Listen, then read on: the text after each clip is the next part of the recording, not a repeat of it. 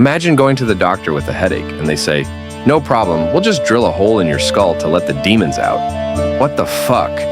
Oh, and no anesthesia, because pain builds character, right? I am out. Welcome to the strange, often horrifying, and occasionally hilarious world of historical medicine. Today we're diving into medical practices so bizarre. You'll wonder if humanity was ever okay, which apparently history proves they were never. And trust me, you'll be thankful you weren't born in the wrong century. I'm your host, Nico, and welcome to the Mythologies and Histories channel.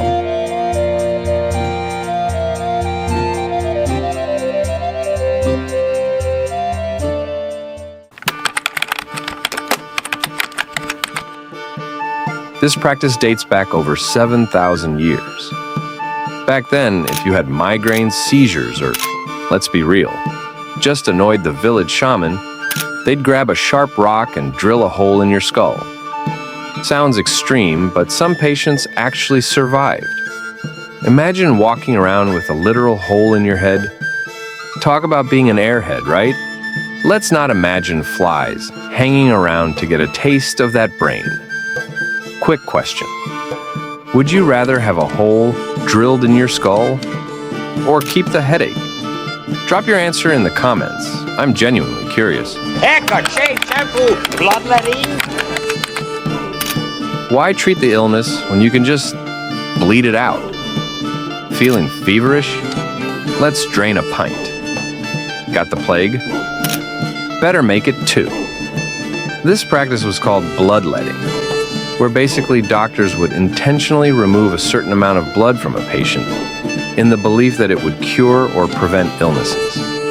It was based on the ancient medical theory of balancing the body's humors to restore health.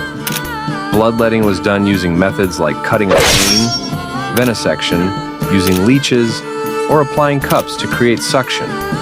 While it was a widely accepted practice for centuries, it was often harmful and is now recognized as largely ineffective for most conditions. Seriously, medieval medicine needs to be rebranded as guesswork and guts. To be honest, doctors back then were basically vampire cosplayers. They'd even use leeches for the job. Fun fact, leeches are still used in modern medicine for certain conditions. But don't worry, they've got way better bedside manners now. If you're squeamish about leeches, imagine explaining this to a medieval doctor. "No, Greg, stop putting worms on me." Would you survive medieval medicine, or would you just run screaming? Hit that like button if you think you'd make it past the first fever.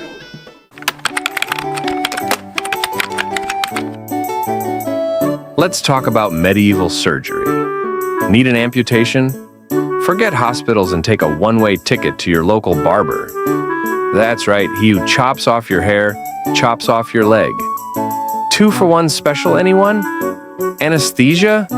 Never heard of her. The solution was speed. Imagine lying there like, "Hey, could you not rush this?" All in tears. And the barber's all, "Oh, don't worry, I'm very experienced." What the fuck? Now picture this. You walk into the shop for a trim, and the barber greets you with, "Take a seat, I'll be right with you. Just finishing up Eldrick Blackthorn's amputation." Cue the muffled screams from the back room. Does this look like an amputation to you? Followed by a blood-covered barber emerging like, "So, a shave, a trim, and a leg amputation. That'll be 3 chickens, thanks." He says to Eldrick honestly, it's a miracle anyone survived a haircut, let alone surgery. Let's not forget something that gives a medieval vibe, the OG brain reboot. This 20th century gem involved jamming an ice pick into your skull to sever brain connections. Yikes. It was advertised as a miracle cure for mental illness, but most patients ended up, well, let's just say the lights were on, but no one was home. Talk about turning your brain into a Windows 95 system, constantly crashing. Looking back, these practices were wild. But hey, at least they were trying, right? Medicine has come a long way since the days of brain drills and leeches. So next time you complain about waiting at the doctor's office, just remember, you could be sitting in a barber's chair, prepping for an amputation. Which of these practices freaked you out the most? Or better yet, which one made you laugh? Let me know in the comments. And if you survived this history lesson without fainting, hit that subscribe button for more weird and wonderful stories from the past.